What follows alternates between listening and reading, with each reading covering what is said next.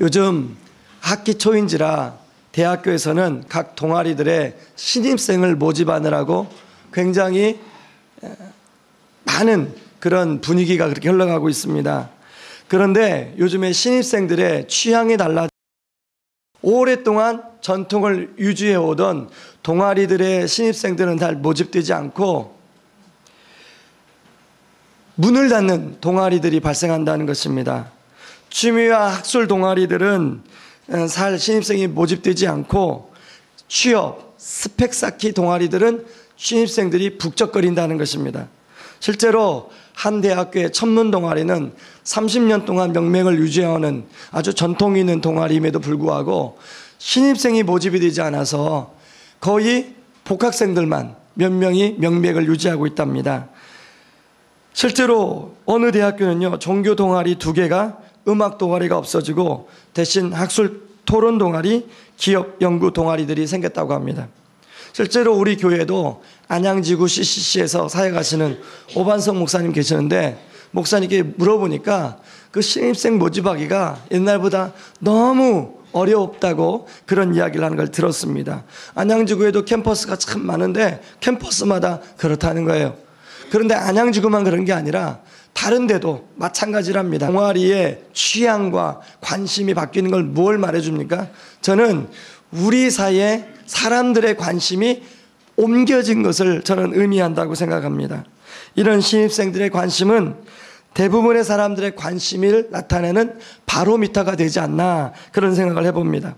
여러분 오늘 본문에는 몇 프로의 사람들이 나오는데 가장 주도적으로 나오는 사람들이 바로 안나스와 가야바 이 대제사장을 비롯한 예수님을 지금 고발하는 사람들입니다.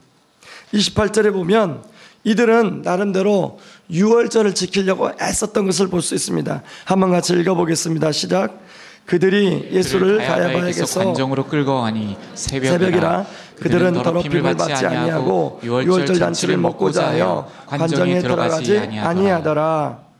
여러분 유월절은 유대인들에게는 오순절 그리고 초막절 함께해서 3대 절기로 참 유명한 그런 절기입니다. 그 유월절은 나름대로 거룩하고 정결하게 몸을 해야 유월절에 참여할 수 있습니다. 그래서 오늘 그 말씀해 보니까 이방 사람의 집에 들어가면 그 정결함에 뭔가 피해를 입는다고 이 사람들이 생각했어요. 그래서 예수님을 이제 고발을 하는데 예수님을 붙잡고 관정에는 들어가지 아니했더라. 그러니까 이방 사람 집에는 들어가지 않은 거예요. 이걸 보면 뭘 알 수 있습니까? 나름대로 유월절을 거룩하고 정결하게 참 보내려고 하는 사람들의 마음이 담겨져 있다. 이렇게 느낄 수 있지 않습니까?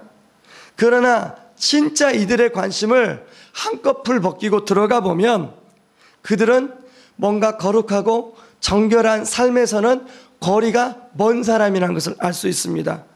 그들이 거룩하고 순결하게 그런 자기 삶을 지키려고 했던 그런 어떤 표면적인 모습이 있는가 하면 그들의 속셈은 예수님을 고발하고 예수님을 죽이는 데 관심이 있다는 것입니다.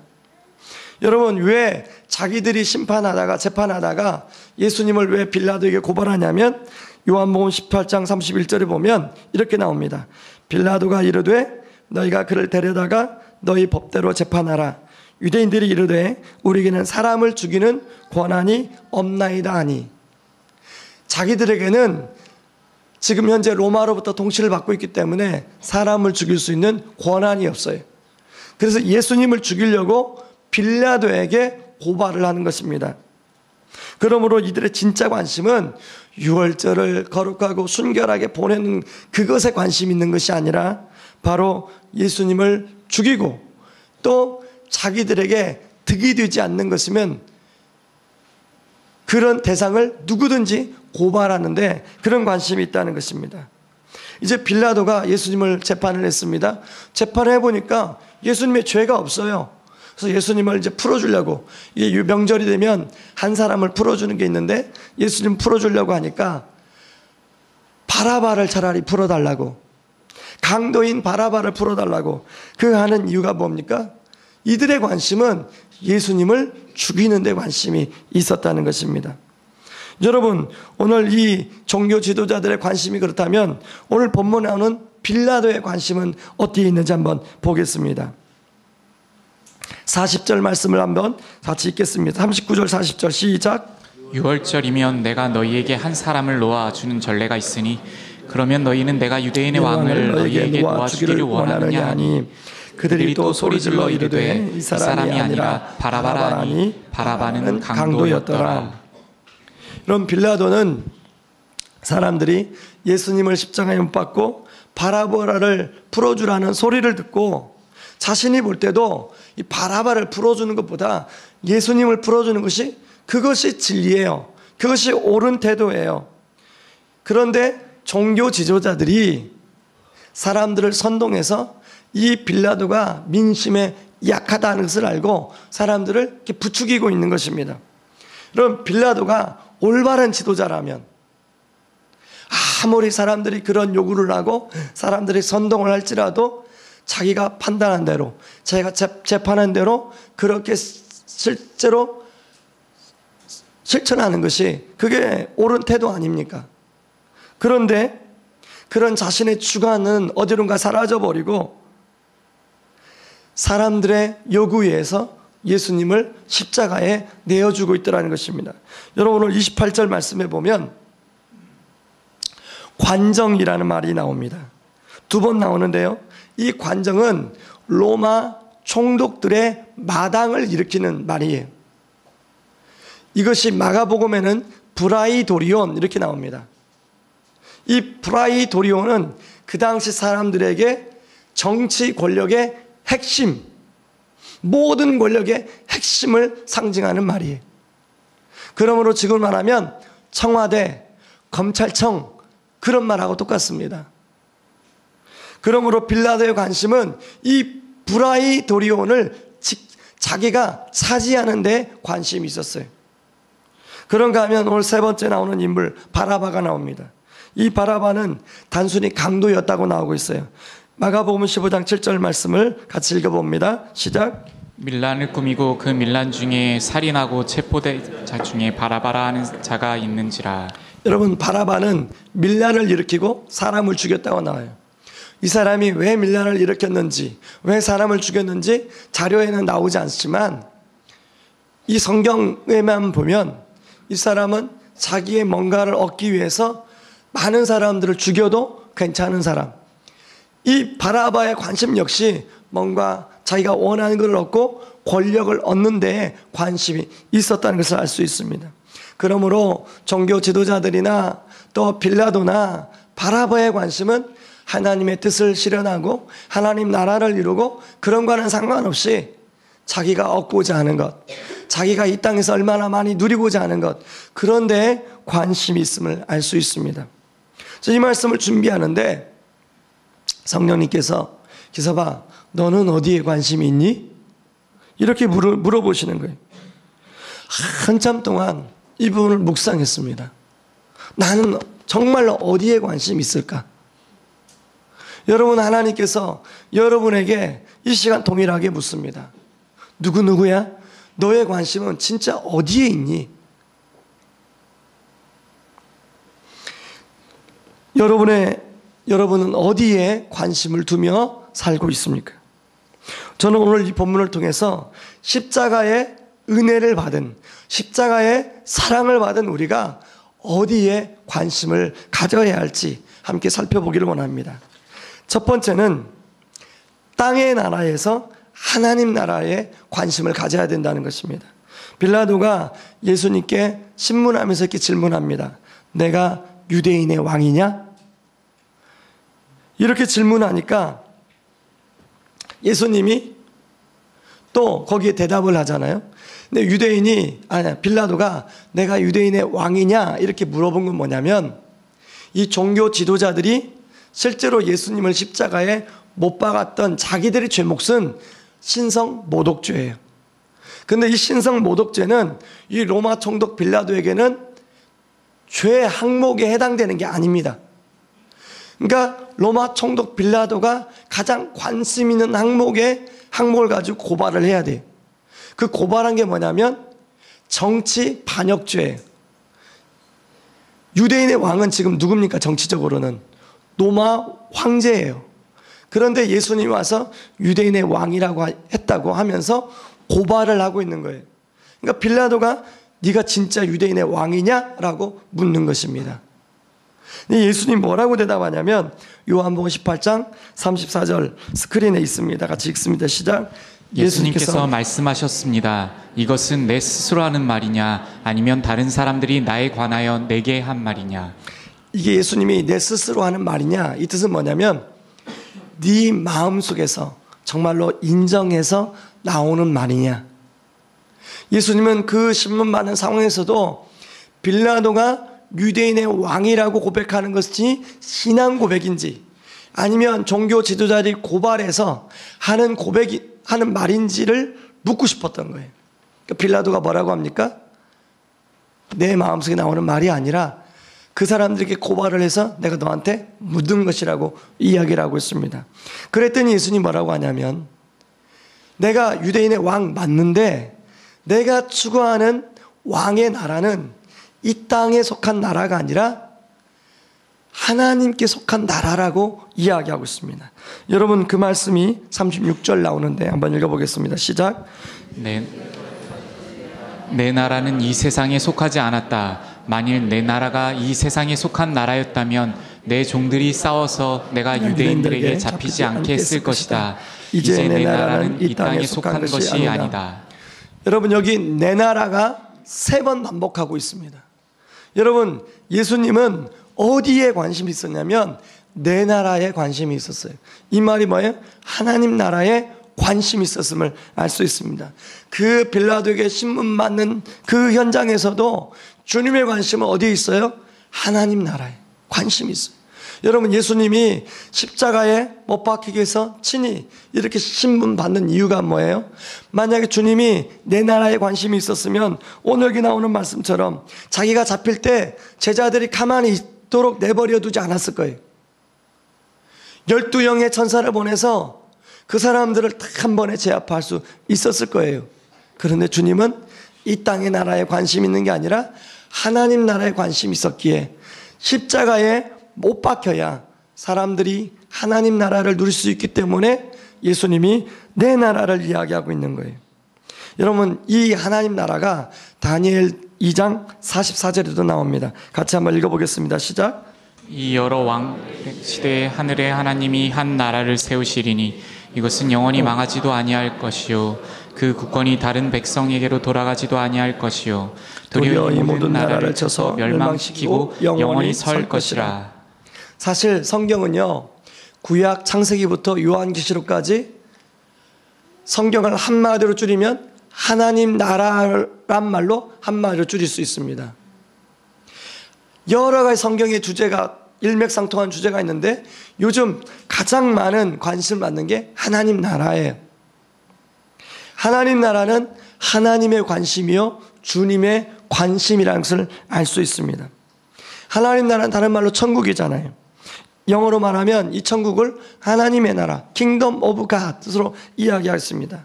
신약 성경에서만 이 천국이 37번이 나와요. 하나님 나라가 48번이 나와요. 그런데 주님의 입으로 하신 이야기 천국은 총 36번을 이야기했고 하나님 나라는 48번 중에 42번을 주님이 입으로 직접 이야기했습니다. 그만큼 우리 주님은 하나님 나라에 관심이 있다는 거예요. 주님이 우리에게 가르치신 기도도 보면 여러분 주기도문이 어떻게 시작합니까? 하늘에 계신 우리 아버지여 이름이 거룩히 여기시오며 나라가 임하시오며 뜻이 하늘에서 이루어진 것처럼 땅에서도 이루어지리이다. 주기도문의 전반부는 하나님 나라에 대한 기도를 하라고 이야기하고 있습니다. 이처럼 우리 주님은 하나님 나라에 대한 열망이 있었어요. 여러분 그 사람의 기도를 보면 그 사람의 관심을 알 수 있습니다. 저와 여러분은 예수님이 그토록 집중했던 관심을 가졌던 하나님 나라에 대한 관심이 있으십니까? 하나님 나라는 주인이 나에게서 예수님에게로 바뀌어지는 나라예요. 예전에는 왕이 나였다면 이제는 더 이상 왕이 내가 아니라 우리 예수님과 하나님이 되는 것이 하나님 나라입니다. 빌라도나 종교 지도자들 바라바는 여전히 자신이 왕이에요. 이 땅의 나라에 관심이 있었고 그것을 위해서 인생을 헌신했던 사람입니다. 아마 그들도 나름대로 열심히 살았을 거예요. 그러나 그들의 하나님은 그들의 열심히 산 인생을 인정하지 않았어요. 여러분, 우리의 관심은 이 땅의 나라에 있습니까? 하나님 나라에 있습니까? 우리의 기도의 우선순위는 이 땅의 것에 있습니까? 하나님의 것에 있습니까? 저는 먼저 우리 자신이 이 하나님 나라를 누리기를 원합니다. 그리고 우리 자신이 하나님 나라를 누리고 우리 가정이 하나님 나라를 이루고 우리의 주변에서 우리의 일터가 우리의 삶터가 하나님 나라가 이루어지고 그것으로 끝나면 안 돼요. 하나님 이 교회를 통해서 하나님 나라가 이루어지게 하시고 유대와 사마리아와 땅끝까지 하나님 나라가 이루어지게 하옵소서. 그게 주님의 관심이었어요. 주님은 승천하면서 우리에게 부탁하신 그 지상 명령은 뭐냐면 땅끝까지 내 복음을 증거하라고 이야기하고 있는 것입니다. 여러분, 우리의 믿음의 정도에 따라 그 사람의 얼만큼 하나님 나라에 관심이 있는지 알 수 있어요. 교회에서는 제가 그 간격을 줄여야 돼요. 여러분, 저만 그 간격을 줄여야 됩니까?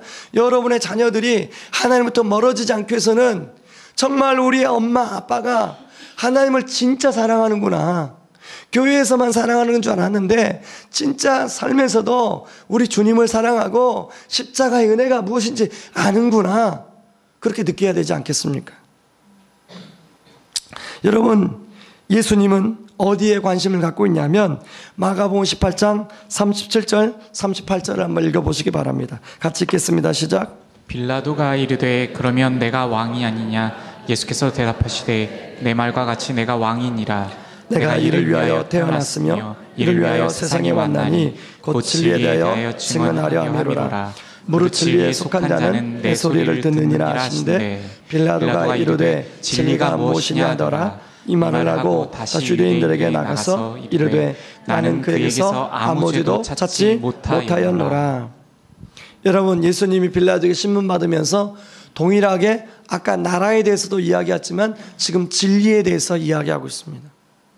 그래서 빌라도가 그 진리가 도대체 무엇이냐라고 물어보고 있어요. 여러분, 예수님이 말하고 있는 진리는 바로 예수님이 오셔서 3년의 공생애 동안 계속 외쳤던 진리예요. 두 가지입니다. 1차적으로는 내가 진리요 길이요 생명이니 나로 말미암지 않고는 아버지께로 갈 자가 없느니라 한 진리고, 두 번째 진리는 예수님이 수없이 가르쳤던 하나님의 생명의 말씀이에요. 여러분, 우리는 이미 그 진리를 우리가 먹은 사람들이에요. 이미 그 진리를 우리가 만난 사람들이에요. 그래서 예수님이란 진리를 통해서, 십자가라는 진리를 통해서 하나님과 우리와의 관계가 회복이 됐어요. 그렇다면 그 진리 되신 그 예수님이 우리 안에 살아 있습니까? 예수님이 진리 되신 예수님이 살아있는 것은 우리 삶의 진리가 얼마나 주장하는가를 보면 알 수 있어요. 나에게 조금만 손해가 있고 나에게 조금만 그것이 희생이 따르면 쉽게 세상과 타협하는 것, 그건 진리가 없는 것과 마찬가지예요. 여러분, 우리가 하나님의 자녀가 되었다면 우리 안에 진리가 살아서 꿈틀거려야 돼요. 더 이상 보여주기엔 의식이 아니라 하나님 말씀인 진리를 붙들고 살아가는 그런 하나님 앞에서의 참된 영적 행보가 우리 안에 있어야 됩니다. 의식이 가짜라면 진리는 진짜예요. 히브리서 4장 12절 말씀은 이렇게 얘기합니다. 하나님 말씀은 살아있고 활력이 있어 좌우에 날선 어떤 검보다 예리하여 혼과 영과 및 관절과 골수를 찔러 쪼개기까지 하며 마음과 생각과 뜻을 판단하나니. 지금도 하나님의 말씀은 살아 있습니다. 지금도 하나님의 말씀은 살아서 역사해요. 그런데 어떤 사람은 살아있는 하나님의 말씀의 역사를 경험하는 사람이 있고, 어떤 사람은 살아있는 하나님의 말씀을 경험하지 못하는 사람이 있다면 누가 손해입니까? 저는 우리가 이 하나님 말씀이 내 삶 가운데 살아서 꿈틀거리는 그 은혜와 능력을 우리가 경험하기를 원합니다. 말씀을 외면하고 세상과 타협하면 아무 일도 일어나지 않지만, 하나님 말씀이 내 삶에 꿈틀거리기 시작하고 그 말씀에 순종하기 시작하면, 바로 아까 우리가 불렀던 찬양처럼 나는 작지만 나에게서 눈을 들어 하나님을 보게 되면 그것이 나의 삶에 하나님의 역사가 이루어지는 거예요. 여러분의 삶에 그런 하나님의 역사가 이루어지기를 주님의 이름으로 축원합니다. 이 시간에 우리 같이 좀 찬양하고 기도하기를 원하는데요, 아까 우리 불렀던 찬양입니다.